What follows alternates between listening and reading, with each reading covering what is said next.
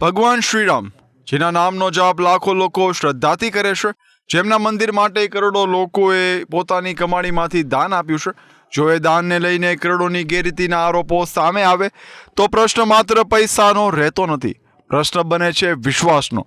અને આજનો વિડીયો કોઈ ચુકાદો નથી, આ કોઈ વ્યક્તિને દોષી ઠેરાવવાનો પ્રયાસ પણ નથી, પરંતુ તારીખ 30 જૂન 2026 સુધી સામે આવેલી મીડિયા રિપોર્ટ્સ, કોર્ટ કાર્યવાહી અને એસઆઈટીની પ્રાથમિક તપાસ સામે આવેલા દાવાઓને આધારે આખો મામલો સમજવાનો પ્રયાસ છે. તો આખો વિડીયો જરૂર જુઓ, કારણ કે અંતે એક એવો સવાલ આવશે જેનો જવાબ કદાચ આખા દેશને જોઈએ છે. અહેવાલો મુજબ અયોધ્યા રામ મંદિરના દાન વિભાગમાં કામ કરતા કેટલાક લોકો સામે દાનની રોકડ રકમમાં ગેરરીતિના ગંભીર આરોપો સામે આવ્યા છે. મીડિયા રિપોર્ટ્સ મુજબ દાનપેટીમાં આવતી રોકડની ગણતરી દરમિયાન કેટલાક દિવસોમાં નોંધાયેલા આંકડાઓ અને બેંકમાં જમા થયેલી રકમ વચ્ચે તફાવત હોવાના દાવા થયા છે. આ દાવાઓ બાદ મંદિર ટ્રસ્ટે આંતરિક તપાસ શરૂ કરી, ત્યારબાદ પોલીસ અને એસઆઈટીની તપાસ આગળ વધી.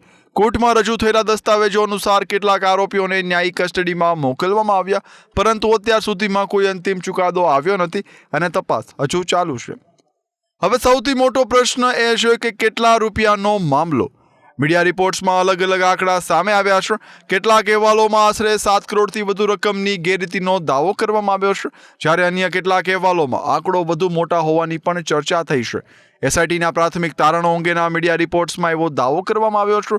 દાન ગણતરીની પ્રક્રિયામાં લાંબા સમયથી ગેરરીતિ થતી હોવાની શંકા વ્યક્ત કરવામાં આવી છે. જો કે આ તમામ દાવાઓની સત્તાવાર અને અંતિમ પુષ્ટિ હજુ બાકી છે. તપાસ પૂર્ણ થયા બાદ જ ચોક્કસ હકીકત સામે આવશે. આ કેસમાં વધુ એક ચોંકાવનારો દાવો સામે આવ્યો છે. મીડિયા રિપોર્ટ મુજબ મંદિરની સુરક્ષા વ્યવસ્થા પર કરોડો રૂપિયાનો ખર્ચ થયો હોવાનો દાવો છે. રિપોર્ટમાં કહેવામાં આવ્યું છે કે 11 મહિનામાં સુરક્ષા પર અંદાજ 10 કરોડ રૂપિયા ખર્ચાયા, છતાં આરોપો મુજબ રોકડમાં ગેરરીતિ થઈ હતી. તો પછી શું સીસીટીવી પૂરતા નહોતા? શું ઓડિટ સિસ્ટમમાં કોઈ ખામી હતી? શું દાન ગણતરીની પ્રક્રિયામાં પૂરતી પારદર્શિતા ન હતી? કે પછી આ બધું માત્ર પ્રાથમિક તપાસમાં સામે આવેલી શંકાઓ છે? આ બધા સવાલોના જવાબ હજુ તપાસમાં જ છે. આ કેસ હવે માત્ર તપાસ પૂરતો રહ્યો નથી, રાજકીય રંગ પર તાને ચડી ગયો છે. વિપક્ષના કેટલાક નેતાઓએ ટ્રસ્ટના જવાબદાર લોકો સામે કાર્યવાહી કરવાની માંગ કરી છે. કેટલાકે રાજીનામાની માંગ પણ ઉઠાવી છે. બીજી તરફ મંદિર ટ્રસ્ટ સાથે જોડાયેલા કેટલાક લોકો અને સમર્થકોએ આરોપોને રાજકીય પ્રેરિત ગણાવ્યા હોવાના અહેવાલો પણ સામે આવ્યા છે. અર્થાત એક તરફ ગંભીર આરોપો તો બીજી તરફ રાજકીય પ્રતિક્રિયાઓ અને વચ્ચે સાચી હકીકત શોધવાના પ્રયાસ કરતી તપાસ. તેથી કોઈ પણ અંતિમ નિષ્કર્ષ પર પહોંચવું હજુ વહેલું કહેવાય.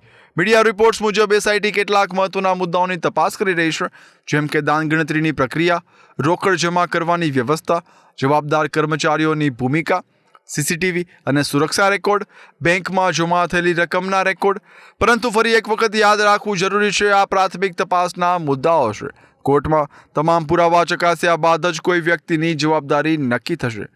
ભગવાન શ્રીરામ કોઈ રાજકીય પક્ષના નથી, કોઈ વ્યક્તિની માલિકીના નથી. તેઓ કરોડો લોકોની આસ્થા છે. અને જ્યારે આસ્થા સાથે જોડાયેલા દાન અંગે પ્રશ્નો ઊભા થાય છે, ત્યારે લોકો પૈસા કરતાં વધુ વિશ્વાસનો હિસાબ માંગે છે. જો આરોપો ખોટા સાબિત થશે તો સત્ય બહાર આવવું જોઈએ, અને જો સાચા સાબિત થશે તો જવાબદારો સામે કાયદેસરની કાર્યવાહી પણ થવી જોઈએ. કારણ કે દાન માત્ર રૂપિયા નથી, એ કરોડો ભક્તોની શ્રદ્ધા છે.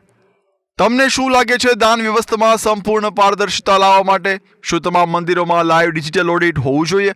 તમારો અભિપ્રાય કોમેન્ટમાં જરૂર લખજો. વિડીયો માહિતીપ્રદ લાગ્યો હોય તો લાઈક કરો, શેર કરો, અને આવી તપાસ આધારિત, તથ્ય આધારિત રાજકીય વિશ્લેષણ માટે અમારા ચેનલને સબસ્ક્રાઇબ કરવાનું ભૂલશો નહીં. જય શ્રી રામ.